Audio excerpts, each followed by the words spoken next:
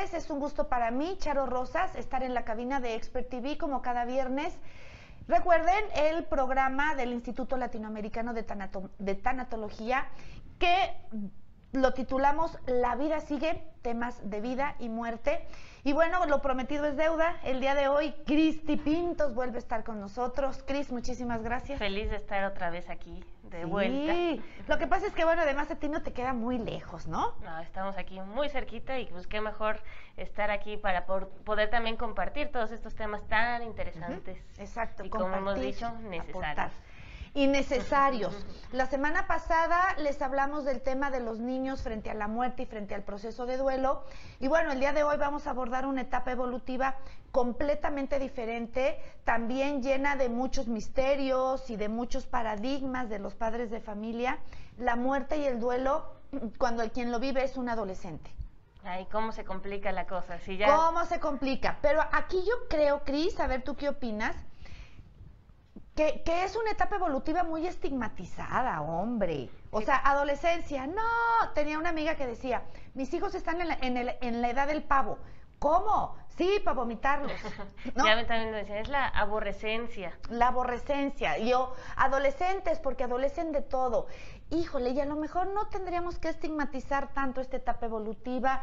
Tendríamos que entender, y yo siempre digo esto porque me parece muy importante, que en muchos casos, no puedo decir que en todos, cuando los hijos llegan a la crisis adolescente, como padres de familia estamos llegando a la crisis de los 40. Entonces, como padres de familia, nada más vemos la crisis de aquel y critico a aquel y me enojo con aquel, pero no me estoy dando cuenta que yo también estoy viviendo una crisis y que entonces es crisis más crisis. Se hace una bomba ahí.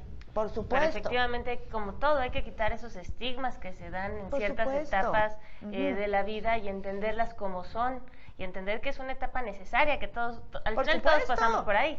Porque fíjate, muchos se quejan de que el adolescente es un poco deprimido, es un poco rebelde, pero en ese ser rebelde, en ese enojarse, él se está afirmando, Cris. Claro, y se necesita esa rebeldía. Es necesaria. Porque al final lo que busca el adolescente, y digamos que es como que la finalización de la adolescencia, es esa búsqueda de la propia identidad. Exacto. Y esa ¿Quién soy? Esa separación ya de los padres, no que les digamos adiós a los papás, sino... No, pero me separo. Exactamente. Porque no soy tanatóloga como mi mamá, ni tengo el coche que tiene mi mamá. O sea, yo voy a hacer cosas diferentes, me afirmo, me conozco. Poder hacer esa separación, identificación de yo, no yo.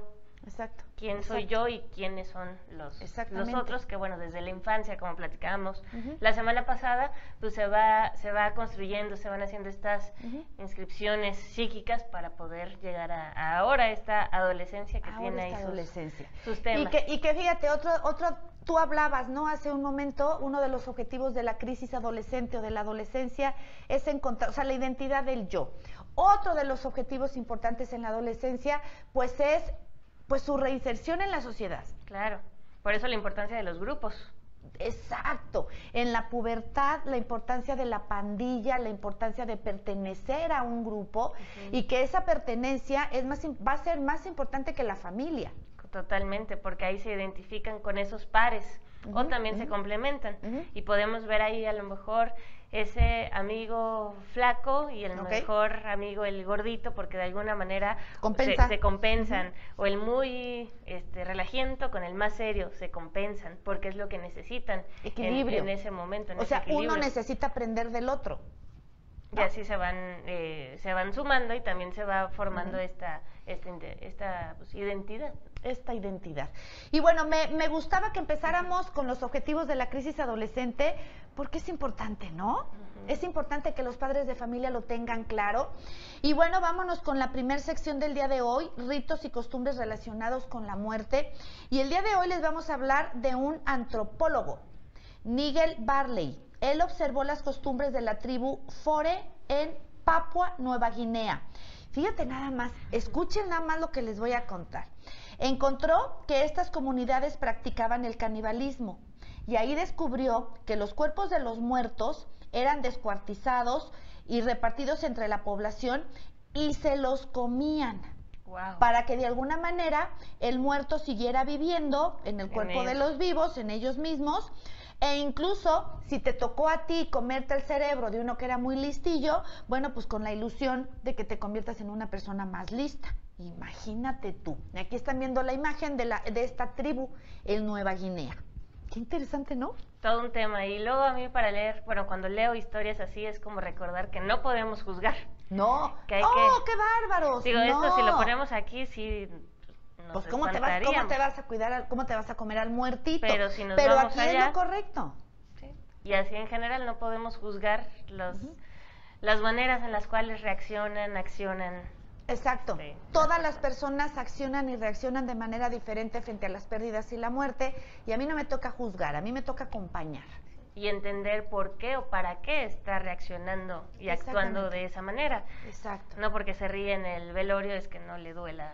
O no porque esté llorando mucho en el velorio quiere decir que está culposo. No necesariamente. Exactamente. Y tendemos mucho a hacer este tipo de comentarios. Sí, ¿no? a dar por hecho. Por eso me gusta, digo, estos son ejemplos muy extremos, pero que nos ayudan a que también cambiar ese chip. Cambiar ese chip, exactamente. Y el día de hoy el instituto les va a recomendar una serie que en lo personal a mí me gusta mucho. ¿Tú ya la viste? Voy a la mitad, pero es muy interesante. A mí me encanta. Yo ya la vi completa. Esta serie es una serie catalana que se llama Merlí, que la encuentran, mire que, ay, Merlí, lo extraño. Ya terminé de ver hace tiempo la serie, yo creo que la voy a ver de nuevo. Es Merlí, profesor de filosofía con su grupo de adolescentes, en donde se van a dar cuenta, y bueno, yo soy muy filósofa y me gusta mucho la filosofía, cómo la filosofía sí tiene relación en la vida actual y en la vida actual de los adolescentes. Porque plantean en algún capítulo de la serie una problemática, por ejemplo, de embarazo, o una problemática de una parejita que corta, y cómo Merlí utiliza la filosofía y los diferentes autores para explicarles a los chicos, pues este tema, pues aparentemente complejo desde la filosofía, pero muy aterrizado, y los chicos van entendiendo y van adquiriendo una filosofía de vida. Y es lo que necesitamos, por retomar supuesto. Estas cuestiones filosóficas, pues también regresar. Porque nos dan el fundamento. Exacto, no, Sócrates, Platón y Aristóteles, pues por algo seguimos hablando de ellos, pero sí hay que retomar todas esas cuestiones, necesitamos más filosofía de vida, y aquí en esta serie lo ponen de una manera muy sencilla, muy aterrizada, como esta filosofía de la vida cotidiana. Exacto. Que también hay que ir interiorizando, y hay que ir, porque todos los seres humanos tenemos una filosofía de vida. O sea, pero yo no soy filósofo, estará pensando en alguno de ustedes. No importa que no seas filósofo. De alguna manera todos lo somos, ¿eh? Eso te iba a decir, todos somos filósofos de nuestra propia vida. Por supuesto. Y todos filosofamos en momentos. Entonces, yo los invito a que vean Merlí. Es una serie maravillosa que el otro día estaba leyendo, no sé si ya estará subida en Netflix o todavía no, la segunda parte de Merlí, donde el Paul, que así le dicen, qué chico más guapo además, donde el Paul es ahora profesor de filosofía de otro grupo de adolescentes. Y entonces ahora vamos a ver al alumno. Al alumno. A ver, vamos a ver si es que el alumno superó al maestro. A ver, hay que ver qué tal. Pues así pasó. Ok, y entonces, bueno, nos vamos a ir al desarrollo del tema. ¿Qué pasa cuando un adolescente experimenta la enfermedad en carne propia y la muerte? Es fuerte, Cris. O cuando un adolescente se enfrenta ante la pérdida de un ser querido cercano. Claro. ¿Cómo es que vive el duelo? Porque aquí hay factores preocupantes, ¿no? De por sí, por un tema hormonal, el adolescente es deprimido. Y también la adolescencia empieza con unos duelos. Arvinda Averasturi, en su libro Síndrome de la Adolescencia Normal, que es muy recomendable, ella nos habla que el adolescente vive unos duelos. Primero, por ciclo de vida. Por ciclo de vida. Aquí estamos dejando a un lado estos duelos por enfermedad o muerte, como decíamos, sino ya en sí, por la propia adolescencia, el adolescente vive ese duelo por el rol infantil. Por eso luego llega como que un punto en que el adolescente o como que quiere jugar y no, como que está en ese estire y afloje porque es el rol del infante que está perdiendo. También está perdiendo otro duelo, es el de el cuerpo del infante, todos los cambios que a nivel corporal empiezan a surgir, todo donde lo que no había empieza, pelos, ahora hay pelos, donde no había bolas, ahora hay bolas. todo empieza a crecer, a moverse. Sí, sí, sí. Así que ese es otro duelo. Y el tercer duelo es por los padres. Por los padres de la infancia. Exactamente, que ya empieza a ver como esta separación para ir generando su propia identidad. Así que, pues parte de la adolescencia es elaborar esos duelos. Y te voy a decir qué pasa. El duelo por los padres de la infancia es que los padres tienen que cambiar. También. Porque no es lo mismo relacionarme con un chiquitín dócil que me cuenta todo. Es más fácil que ahora enfrentarme con un chico que ya se vuelve crítico, que no me quiere contar las cosas. O sea, la cosa cambia dentro de la familia cuando el chico llega a la preadolescencia, ¿no? Sí, ahora que ya tenemos acceso a tanta información, a tanto bombardeo, pues ya nos llegan con muchas cosas. Pero, como decíamos, si ya de por sí se viven estos duelos como normal durante la adolescencia, pues ¿qué pasa cuando le sumamos unas pérdidas? Otro tipo de yo agregaría, y no sé de qué autor es, a lo mejor tú sí, otro duelo por ciclo vital en el adolescente, que es la identidad sexual. También. O sea, es la misma autora, ¿no? Sí, creo que sí. De la bisexualidad. Este descubrimiento de soy heterosexual o soy bisexual o resulta ser que yo soy niña pero me gustan las chicas. Sí, también es todo un tema y también todo un tema y todo un duelo, no solo para el chico, también para los padres. Sí, porque también es el duelo de los padres hacia ese hijo idealizado. Exactamente. Tú ya lo veías casado y con hijos y resulta que es gay. Entonces, esos padres necesitan un proceso de duelo, porque lo que se recomienda es acepta a tu hijo. Claro. Porque lo vas a aceptar o lo vas a rechazar. Pero también se vale vivir ese duelo y es necesario. Por supuesto que se vale vivir el duelo. Sí, sí, sí, es una invitación a que lo vivan. Sí, a darle nombre, a externar todas esas emociones y no solo y reconocer todo lo que se pierde con ello, porque no solo es el hecho, sino todo lo que se desprende. Hay muchas cosas. O sea, acuérdense, la pérdida grande siempre va a traer implícita muchas pérdidas pequeñas. Exactamente. Y entonces, bueno, pues vamos a meternos de lleno. O sea, ya hablábamos de que el adolescente por ciclo de vida va a vivir infinidad de procesos de duelo y que como adultos tendríamos que ayudarlos a gestionarlos y no ponerles el pie. Sí, que muchas veces al ver a lo mejor a un adolescente que perdió a su mamá o a su papá, muchas veces no lloran. Claro. Decimos, ay, está bien, y la vida sigue, pero el no llorar también luego es parte del mismo proceso adolescente, así que ahí se hace como una maraña, como que se cruzan muchos hilos que hay que ir separando uno a uno y entender qué es lo normal del proceso adolescente y sumarle esos que está viviendo por el duelo. ¿Qué es lo normal? ¿Qué es lo anormal? ¿Cuándo empezar a preocuparme? Yo creo que una de las características del adolescente en duelo, por ejemplo, ante la muerte de una madre o ante la muerte de un padre, el hijo adolescente un poco se quiere convertir en la muleta del papá sobreviviente. O sea, ve frágil a esa figura paterna-materna y entonces él se hace el fuerte, por eso no llora, para no preocupar. Y también el otro día estaba leyendo que cuando hay una muerte así tan significativa, lo asocian con un cambio ya en tu etapa del desarrollo, que ya después en la clínica tú lo escuchas, de decir, yo me volví adulto el día que mi mamá se murió. A partir de la muerte de... ¿Y cuántos años tenías? 12 años, pero en ese momento yo me convertí... Tuve que asumir roles. Sí, así que ¿en dónde queda la vivencia de todo lo que se necesita? Exactamente. Como un adolescente vivir para acomodar su propia identidad y ahora esos nuevos roles que muchas veces se imponen o otras veces se autoimponen. Se autoimponen. Yo te haría esta pregunta. En esos casos donde esos adolescentes no viven la crisis adolescente en su momento, o porque se embarazaron muy chicas, o porque el papá murió y tuvieron que hacerse responsables de la familia y salir a trabajar, ¿qué va a pasar con ese adolescente cuando se convierte en un adulto? Voy a decir una tontera a lo mejor, pero quiero decirlo, porque me encanta decir tonteras. ¿Es el chavorruco del día de hoy? Podría ser. Habría que analizar qué le pasó a ese chavorruco. ¿Habría que analizar el caso en particular? Sí es, porque probablemente sí, lo que pues no hablamos, lo actuamos. Y conforme va pasando el tiempo, pues buscamos a lo mejor la manera de llenar esos huecos. O a lo mejor podría ser otras personas que de plano se restringen. Y como en el libro que hablábamos la semana pasada, de estos niños que se vuelven, el drama del niño dotado, que se vuelven como adultos ante un duelo que a lo mejor no pudieron resolver, pues así siguen su vida, pero ¿qué van cargando abajo? cómo se va haciendo esa... Y luego, también me ha tocado ver personas que por la razón que sea, no viven esa etapa adolescente y en algún otro momento de su vida comienzan a vivirla. O sea, comienzan a salir de fiesta, a ligarse a chicos, pero ya tienen dos bendiciones en casa que los están esperando. Sí. O sea, finalmente, esa crisis adolescente hay que vivirla. Y se revive de alguna u otra manera. Y ya dependerá de la intensidad según cada uno de los casos, pero yo también lo que he visto sí es como esa constante de, al final es como tratar de llenar esos huecos que yo no viví y que ahora lo busco.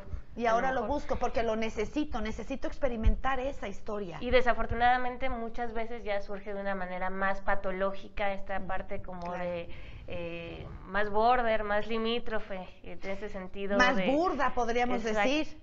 Sí, que ya hasta puede haber... porque desde el adulto tu límite es otro. Y como adolescentes, pues los límites están difusos. Están difusos, pero como adolescente vives con unos padres que te piden una hora de llegada, que tienes cierta cantidad de dinero. Imagínate como adulto, donde ya vives tú solo, ya no hay una hora de llegada, ya llegarás a la hora que se te dé tu gana, ya te gastarás la cantidad de dinero que decidas gastarte, aunque al día siguiente te arrepientas en la cruda. La cruda moral. Cielo, o sea, claro. Pero al final es esto, ¿no, Cris? Sí, porque la psique humana es lo que busca al final de cuentas ante esas carencias y de alguna manera es regresar, porque nosotros lo que he visto también es que tendemos a esta repetición. Sí. Y lo que no se elabora lo seguimos repitiendo. Así que si durante la adolescencia, esto también lo decía Freud, si durante la adolescencia no hicimos lo que a lo mejor necesitábamos, empezamos a repetir ciertos patrones. ¿Cómo qué? Para que las personas que nos están escuchando, ¿qué es lo que se tiene que hacer en la adolescencia? ¿Qué tiene que suceder?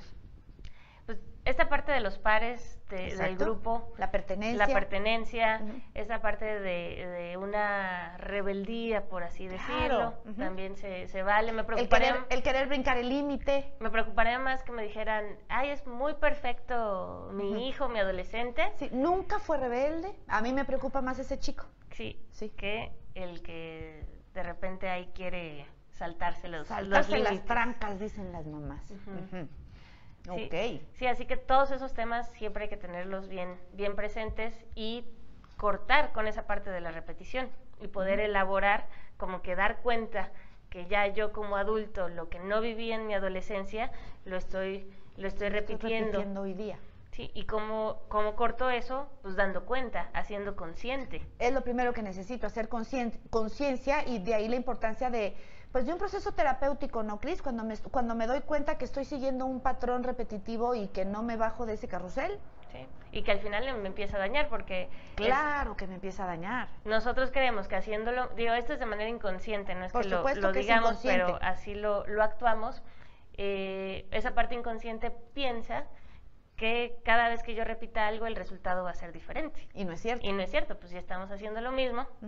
¿Sabes qué me viene a la mente ahorita? Una vez me cuentan una historia de un papá, pues ya sesentón, que tenía su hijo adolescente, llegan los amigos del hijo, se empiezan a tomar los tragos ahí en casa, él se une a la fiesta como si fuera un amigo más. O sea, estos padres que son amigos de sus hijos adolescentes. ¿Qué pasa ahí, Cris? O sea, porque hoy día se da mucha esa parte de que los papás quieren ser amigos del adolescente. ¿En verdad soy amiga de mi hijo adolescente o tengo que tener presente siempre que soy una figura de autoridad y que el amigo es otro? Yo soy la madre, el amigo es aquel. Pero habrá que ver qué hubo en la infancia y adolescencia de esos papás que buscan ser amigos de sus hijos. Y volvemos al drama del niño dotado. Y volvemos al drama y volvemos a la repetición. Exactamente. O sea, ¿qué carencia hubo en mi infancia o en mi adolescencia que hoy me lleva a ser un adulto que quiere ser amigo de sus hijos y que se comporta como un adolescente? Me estaba acordando ya de una serie medio vieja que se llama Gilmore Girls. Ay, me encanta. Que también está ahí en Netflix.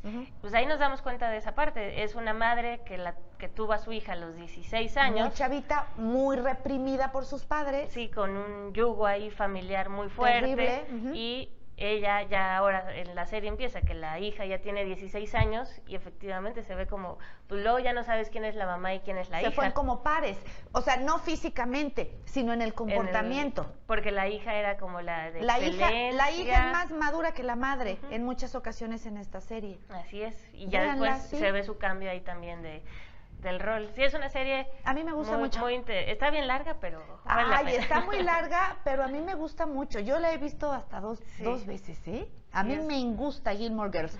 Ya la nueva ya no. La empecé y la verdad es que no me enganchó y no la seguí, pero la temporada 1, maravilloso Gilmore Girls. Sí, se ve esta parte del proceso adolescente muy claro y sobre todo cuando la madre, en este caso madre soltera, un papá medio ausente, exacto, no vivió esta adolescencia, como era lo que ahorita platicábamos y cómo esos roles se cambian. Y la hija era la que le metía ahí orden a la mamá, pero tampoco es lo sano. Exactamente, porque cada quien tiene que vivir su rol, desde su edad, desde sus características. Ok, vamos metiéndonos, Cris, con el tema de el duelo en el adolescente. La pérdida, sobre todo. La pérdida. Híjole, cuando pierden un primer amor, sí llegan a terapia, ¿eh? Sí. Porque muchas veces es ante esta pérdida del primer amor. A mí me ha tocado enseñar a varios chicos o a varias chicas a gestionar el proceso de duelo, a entenderlo. Sí, porque remite todavía a esos procesos de la pérdida del padre o de la madre. Digo, no que los papás se hayan muerto, pero que de manera simbólica se están desprendiendo, se enganchan ahora de ese nuevo objeto que de alguna manera pues remite... Hace las veces. De mamá o papá, y ahora lo pierdo, es como... Pues, sí, ¿y ahora para dónde me hago? Exacto, se sienten absolutamente perdidos y no saben qué hacer con el cúmulo de emociones que surgen. Entonces, yo lo hablaba en un inicio, a la depresión normal de la etapa evolutiva, aviéntale la depresión de proceso de duelo. Entonces, es como que se te juntaran dos depresiones. Sí, y ahí esperemos que no se junte ya una depresión más clínica, donde la autoestima es cuando ya se ve ahí involucrada, que es lo que hay que siempre cuidar.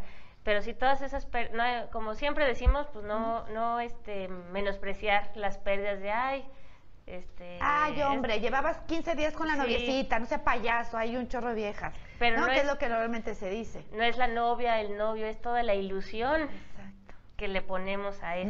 No es la chica, el nombre que la chica tenga o el chico. Es todo lo que representa. Todo lo que hay alrededor.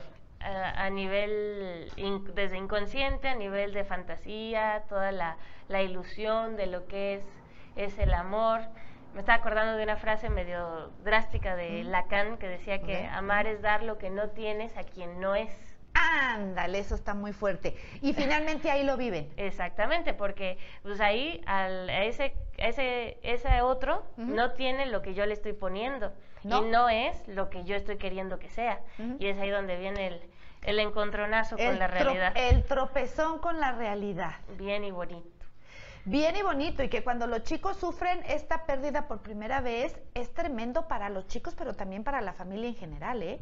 Porque lo empiezas a ver triste, decaído, falta de energía, empiezas a ver que duerme mal, que come mal, que no quiere ir a su deporte, y como mamá no puedes más que angustiarte. Sí, o luego ya, yo no tengo hijos, pero pues si a un hijo le harían eso, yo pues voy a ir con esa niña a ver. Ay, fíjate que a mí me pasa lo mismo. El otro día que andaba con Victoria en la calle, pasamos afuera del fraccionamiento donde vive aquella chiquilla, que le hizo a mi Gonzalito justamente esto. Y habíamos ido al súper y le digo, échame un huevo a Victoria, échame. Ahí va. Exactamente. O sea, claro que no lo voy a hacer, pero sí cada que paso por ahí enfrente me acuerdo. Como que dices, como que, hijo de la... Exactamente. Y finalmente te tengo una noticia. A esta chica alguien se lo hizo ya también.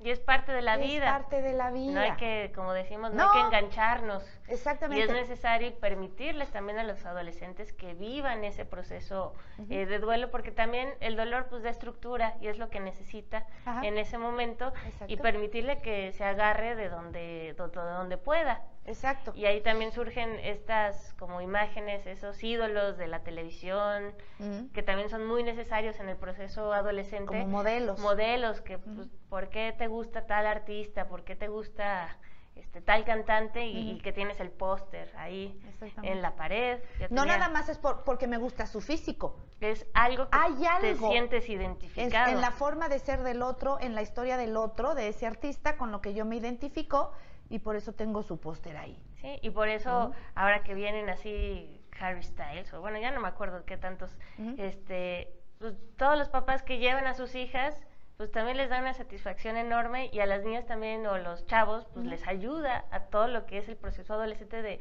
tener ahí a mi ídolo. Sí, por supuesto. Presente. Y fíjate, me voy a regresar un poquito a este tema de la pérdida de la relación amorosa. Es una constante en la vida. Volvemos a Lacan. Amar es dar lo que no tienes a quien no es. A quien no es. Híjole, qué fuerte, muchachos. Pero bueno, pues así es. Y bueno, ¿qué pasa con la depresión adolescente, Cris?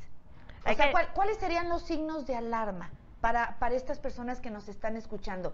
Un chico que bebe, un chico que bajan las notas. Muchos excesos. Al final, pues nosotros, como dicen, cada quien conoce a su gente.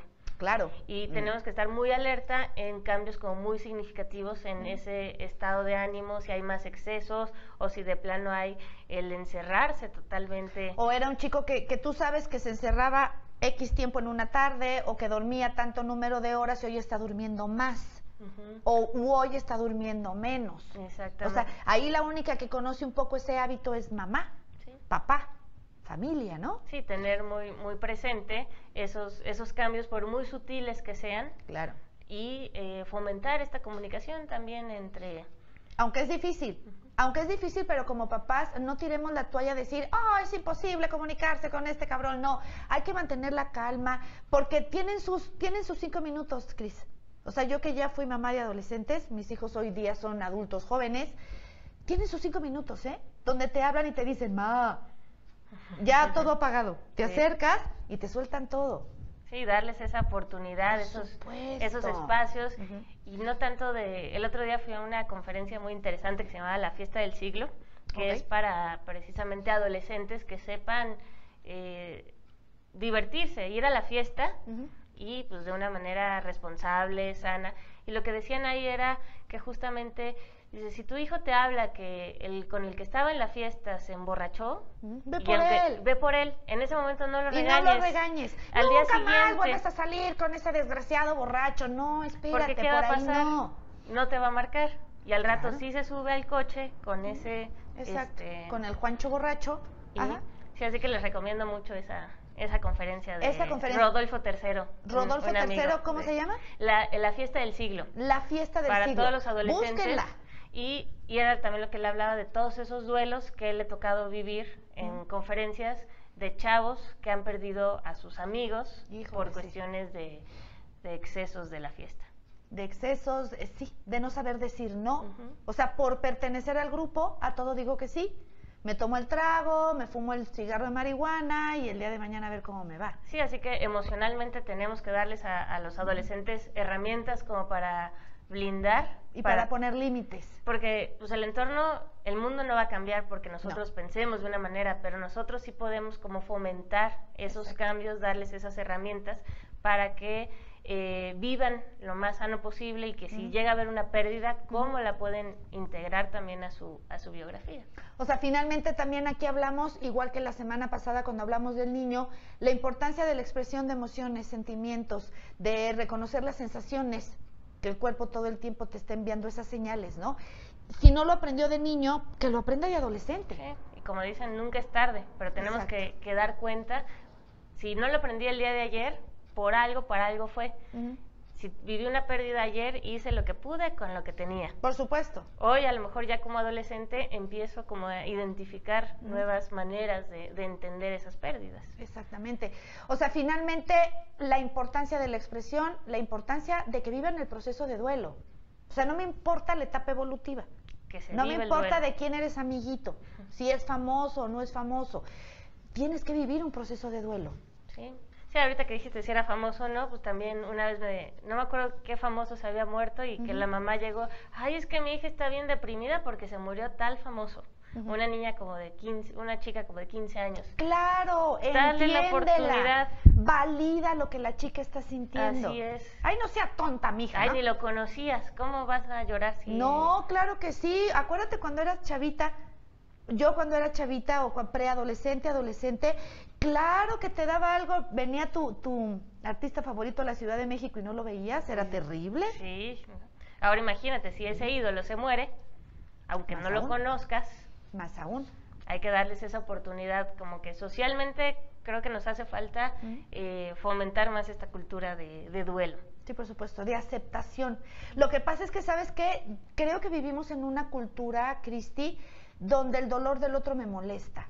O sea, yo no quiero verte mal. O sea, mientras más rápido salgas de esto, mejor para mí. Pero ¿qué es de fondo? Que me da miedo mi propio dolor, por supuesto, mi propia muerte. No quiero tocar. Mi propia angustia de muerte, exacto, que es como la más profunda y la que considero que sostiene muchas de las otras angustias, la de muerte. Así que por eso desde ir a un funeral que no sabemos no nos gusta, vamos nerviosos, que si vemos a alguien llorar, no, ya no llores. Exacto. Alguien con gripa, tómate esta pastilla y verás que se te quita. Sí. O sea, ni el moco del otro quiero ver, hombre. Sí, o sea, si vemos a alguien llorar, luego el Kleenex para cortarle. Exacto, o tómate estas gotitas y verás que se te quita. Cuando lo que la persona requiere es, pues, tomarse el tiempo para llorar, porque al final de cuentas las lágrimas limpian, son depuradoras, ¿no? Sí, para sacar, para hacer esta catarsis también. Exactamente. Ahora, para cerrar el tema, Cris, ¿qué les recomendarías a estos papás que nos están escuchando? Sobre todo escuchar y entender que también pues, todos fuimos adolescentes. Así es. Recordar lo que fuimos y lo que seguimos siendo y lo que va marcando nuestra vida. Y sobre todo entender esta parte que ya de por sí la adolescencia se vive en duelos. Claro. Así que entender qué hay con esos duelos que están formando su propia identidad, que ese estira y afloje es muy necesario y que si se suma a este proceso una pérdida, pues también promover como decías, el expresar todos los sentimientos, todas las emociones. Claro. Hay una película también, El Club de los Cinco. Ay, sí, es maravillosa. The Breakfast Club. Ochentona. Bien ochentera, pero es muy buena peli. Que yo creo que si la hicieran hoy por hoy, todos estarían en su celular y nadie se hablaría. Por supuesto. Pero si tienen también oportunidad de ver esa película, nos ayuda a entender todo lo que hemos ahorita estado platicando de lo que es la adolescencia, de los grupos, de la identidad. Cómo viven. Y que al final esos chicos se dan cuenta que pues, todos son unos adolescentes. Hay otra serie ahorita en Netflix, Sex Education. ¿Ya la viste? Esa no la he visto. Oh, tienes que verla. Okay. También relacionada con el tema adolescente, con la sexualidad, cómo es que la viven. Porque es el despertar de la sexualidad, esta etapa evolutiva, ¿no? Y los papás creen que no diciendo nada, así es como se resuelve. Y no va a pasar. Compañeros, sí pasa. Mejor háblenlo, mejor hablen de, no sé, hablen de cada quien desde su creencia, pero hay que hablarlo. Como dicen, si no lo hablo, no existe. No, claro que sí. Pero sí se actúa. Oh, ¿cómo no? Sí. Y bueno, pues con esto hemos terminado con el desarrollo del tema del día de hoy. Cristi, te agradezco enormemente, pero no sin invitarlos a las próximas actividades del Instituto Latinoamericano de Tanatología. Vamos a tener la generación 11 en Toluca en el mes de marzo, generación 12, Colonia Condesa, Ciudad de México, también a partir de marzo, y generación 13 en la Universidad Autónoma de Querétaro, también a partir de marzo, no me acuerdo qué días, pero aquí están nuestros teléfonos, 442-868-1718, donde Ale Rodríguez, con todo gusto y con todo su cora, les va a dar los informes pertinentes. Pues todo depende de dónde vivas, cuál es el que a ti te interese, pero te he de contar, Toluca va muy bien en inscripciones, Querétaro ya tiene inscripciones. O sea, no se van a quedar fuera, muchachos. Luego, yo quería un lugar. Pues sí, pero te tardaste. Pero llamen para inscribirse. Exacto, ya. Muy bien. Curiosidades acerca de la muerte. ¿Qué tenemos, Cris? A ver, de que morimos todos. La causa de muerte en todos los casos es la falta de oxígeno. Ajá. Y su reducción puede provocar súbitos espasmos musculares o esa fase de agonía, que es la que es común de repente escuchar a personas que dicen, a mí no me da miedo morir, me da miedo cómo me voy a morir. Órale. El tener como esa agonía. Y aquí nos están diciendo que todos nos vamos a morir por una causa de oxígeno. Y es interesante que justo la palabra agonía proviene de la palabra griega agón, que es justamente la lucha. como que esta lucha entre vida y muerte, oxígeno y no oxígeno, todo lo que el oxígeno pues lo asociamos a la vida y es como ese proceso en el que ya está ahí. Ok, bueno, pues ni hablar, muchachos, ustedes que no querían morir por falta de oxígeno, pues lo siento. Todos vamos para allá. Todos vamos para allá. Y en la última sección, noticias que nos hacen felices, aquí vamos a hablar de 2 chefs mexicanos, fíjate, que están teniendo un enorme éxito en Nueva York, en los restaurantes Cosme y Alta en Nueva York. Ellos son la mexicana Daniela Soto y el chef mexicano Enrique Olvera. Pues un gran aplauso para ellos, muchas felicidades para que vean cómo estamos llevando a México a lo alto en todos los ámbitos. Y no nos queda más que el chiste del día de hoy. Este es un hombre que entra a un velatorio y se acerca a la viuda y le dice, oh, lo siento. Y entonces le dice a la viuda, no, gracias, mejor déjelo tumbado. Sí, no lo levante, así está bien. Muy bien. No hay que moverle. No le mueva. Es ahí está, ¿no? Y bueno, pues con esto llegamos al final del programa del día de hoy. Un gusto haber estado con ustedes. No se pierdan próximo viernes a las 13 horas desde la cabina de Expert TV. Y ojalá, Cris, puedas acompañarnos a hacer todo el recorrido de las etapas evolutivas. Nos falta adultez y vejez.